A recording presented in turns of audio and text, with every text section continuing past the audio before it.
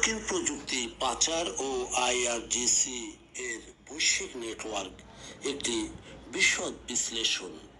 বন্ধুগণ, সাম্প্রতিক সময় মার্কিন যুক্তরাষ্ট্রের ক্যালিফোর্নিয়ার সান্তা আনা আদালতে এবং মার্কিন বিচার বিভাগের যৌথ অভিযানে দ্বৈত নাগরিকত্বধারী মার্কিন ইরানি নাগরিক শামসিদ ঘুমিওকে গ্রেপ্তারের ঘটনাটি ইরানের একটি অত্যন্ত সুপরিকল্পিত ও দীর্ঘমেয়াদী গোপন সরবরাহ শৃঙ্খলকে সামনে এনেছে। বিশ্ববাজারে যখন ইরানের উপর কঠোর আন্তর্জাতিক ও মার্কিন নিষেধাজ্ঞা জারি রয়েছে, তখন তেহরান কিভাবে পশ্চিমা অত্যাধুনিক প্রযুক্তি, বিশেষ করে সামরিক এবং গোয়েন্দা কার্যক্রমে ব্যবহার উপযোগী এনক্রিপশন সিস্টেম হাতিয়ে নিচ্ছে তা দেখার বিষয়। যেভাবে কাজ করছে ইরানের গোপন প্রযুক্তি পাচার চক্র। যুক্তরাষ্ট্রের ক্যালিফোর্নিয়া সেন্ট্রাল ডিস্ট্রিক্টের মার্কিন অ্যাটর্নি অফিসের অভিযোগ অনুযায়ী জামশেদ ঘুমি 2011 থেকে 2023 সাল পর্যন্ত প্রায় এক যুগ ধরে অত্যন্ত গোপনে এই নেটওয়ার্ক পরিচালনা করেছেন। ইরানের এই বিশেষ কৌশলের মূল ভিত্তিগুলো হলো সেল কোম্পানি ও ফ্রন্ট বিজনেস। সরাসরি মার্কিন যুক্তরাষ্ট্র থেকে ইরানে কোনো প্রযুক্তি পাঠানো অসম্ভব, তাই এই চক্রটি সংযুক্ত আরব আমিরাত, ওমান বা তুরস্কের মতো মধ্যপ্রাচ্যের বাণিজ্যিক হাবগুলোতে বেনামি বা ভুয়া সেল কোম্পানি তৈরি করে। অত্যাধুনিক মার্কিন যন্ত্রাংশ ক্রয়। চক্রটি মূলত মার্কিন তৈরি উচ্চ প্রযুক্তির কম্পিউটার নেটওয়ার্কিং ডিভাইস, সাইবার নিরাপত্তা সরঞ্জাম এবং এনক্রিপশন প্রযুক্তি, যা সামরিক যোগাযোগের সুরক্ষায় ব্যবহৃত হয়। সাধারণ বাণিজ্যিক উদ্দেশ্যে মার্কিন কোম্পানিগুলো থেকে সেটি ক্রয় করে। Route diversion. এটি নথিপত্র অনুযায়ী পণ্যগুলোর গন্তব্য সংযুক্ত আরব আমিরাত দেখানো হলেও সেগুলো সেখানে পৌঁছানোর পর পুনরায় জাহাজি নথিপত্র বিল অফ লোডিং পরিবর্তন করে পারস্য উপসাগর হয়ে সরাসরি ইরানের ইসলামিক রেভলিউশনারি গার্ড কর্পসের বা তাদের সহযোগী সামরিক গবেষণা সংস্থাগুলোর কাছে পাঠিয়ে দেওয়া হতো। আর্থিক পরিধি। এই একক নেটওয়ার্কটি ব্যবহার করে মার্কিন নিষেধাজ্ঞা লঙ্ঘনপূর্বক লক্ষ লক্ষ ডলারের প্রযুক্তি পাচার করা হয়েছে। অপরাধ প্রমাণিত হলে ঘুমির 35 মিলিয়ন ডলারের বিলাসবহুল বাড়ি সহ সমস্ত সম্পত্তি বাজেয়াপ্ত এবং 20 বছরের কারাদণ্ড হতে পারে। ভূপাতিত মার্কিন ড্রোন এবং চীন ইরান প্রযুক্তিগত মেলবন্ধন। বাজারে এবং আন্তর্জাতিক গোয়েন্দা মহলে একটি বিশেষ বার্তা পরিষ্কারভাবে পৌঁছে দেয় যে ইরান গত কয়েক দশকে একাধিক অত্যাধুনিক মার্কিন ড্রোন যেমন RQ-170, সেন্টিনেল এবং MQ-9 রেপার ইলেকট্রনিক্স ওয়ারফেয়ারের মাধ্যমে অক্ষত অবস্থায় ভূপাতিত বা হস্তগত করেছে। এই ঘটনাগুলোর পর ইরান ও চীনের মধ্যে একটি অঘোষিত রিভার্স ইঞ্জিনিয়ারিং বা প্রযুক্তিগত আদান প্রদান তৈরি হয়েছে।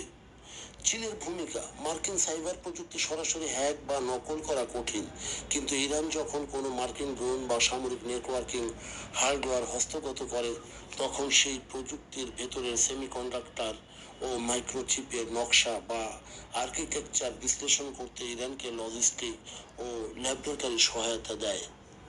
যৌথ সুবিধা। এর বিনিময়ে ইরান থেকে প্রাপ্ত মার্কিন প্রযুক্তির ব্লুপ্রিন্ট বা নকশা বেইজিং তাদের নিজস্ব সামরিক ড্রোন কর্মসূচিতে ব্যবহার করে এবং পশ্চিমা প্রযুক্তি অর্জনে ইরান এখন চীনের জন্য অন্যতম একটি অনানুষ্ঠানিক উৎসে পরিণত হয়েছে। তেহরানে মোসাদ এবং সিআইএর অনুপ্রবেশ বনাম আইআরজিসির ডিপ স্টেট নজরদারি।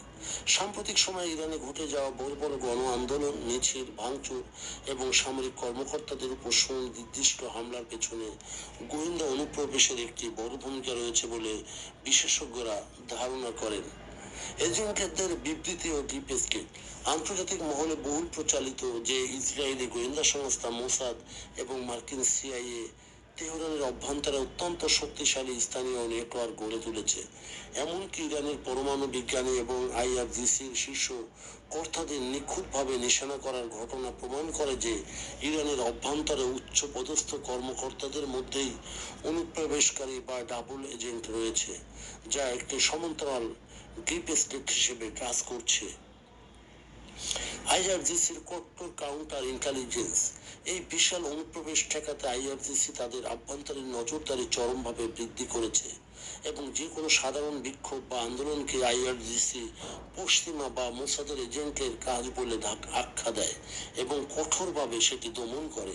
তবে আইআরজিসির এত কড়া নজরদারি সত্ত্বেও জামশেদ কমির মতো ব্যক্তিদের মাধ্যমে যেভাবে এক যুগ ধরে মার্কিন প্রযুক্তি তেহরানের সামরিক খাতে যুক্ত হয়েছে তা প্রমাণ করে যে ইরানের গোয়েন্দা জাল এবং প্রযুক্তি ক্ষুধা কতটা সুদূর প্রসারী। ফিফা বিশ্বকাপ ও আইআরজিসির উপর সর্বশেষ মার্কিন নিষেধাজ্ঞা।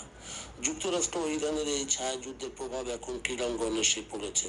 2026 সালের ফিফা বিশ্বকাপ যৌথভাবে আয়োজন করছে যুক্তরাষ্ট্র, কানাডা ও মেক্সিকো। এই টুর্নামেন্টকে কেন্দ্র করেই মার্কিন পররাষ্ট্রমন্ত্রী মার্কো রুবিও অত্যন্ত কড়া হুঁশিয়ারি দিয়েছেন। ছদ্মবেশী কর্মকর্তা ও গুপ্তচর বৃত্তি রোধ। মার্কিন গোয়েন্দাদের ধারণা ইরান তাদের ফুটবল দলের প্রতিনিধি বা সহযোগী স্টাফদের মধ্যে আইআরজিসির শীর্ষ কর্মকর্তা বা সাইবার বিশেষজ্ঞ বা গোয়েন্দা সদস্যদের ছদ্মবেশে উত্তর আমেরিকায় পাঠাতে পারে। কঠোর স্ক্রিনিং। ওয়াশিংটন স্পষ্ট করেছে যে ইরানি খেলোয়াড়দের প্রবেশে বাধা না থাকলেও প্রতিনিধি দলের প্রত্যেক সদস্যের ব্যাকগ্রাউন্ড পুঙ্খানুপুঙ্খভাবে পরীক্ষা করা হবে। আইআরজিসি বা কোনো গোয়েন্দা সংস্থার সাথে বিন্দুমাত্র সম্পৃক্ত পাওয়া গেলে তাদের ভিসা দেওয়া হবে না। এই পুরো পরিস্থিতি নির্দেশ করে যে মধ্যপ্রাচ্যে চলমান সামরিক সংঘাতের সমান্তরাল নেপথ্যে একটি অত্যন্ত জটিল প্রযুক্তিগত এবং গোয়েন্দা যুদ্ধ চলছে, যেখানে প্রতিটি পক্ষই একে অপরকে টেক্কা দেওয়ার জন্য মরিয়া। বন্ধুগণ, যদি আমাদের এই তথ্য গল্প আপনার ভালো লাগে তাহলে লাইক এবং শেয়ার দিন এবং আজ আমাদের সঙ্গে থাকার জন্য ধন্যবাদ। আমাদের ফলো দিন এবং সাবস্ক্রাইব করুন।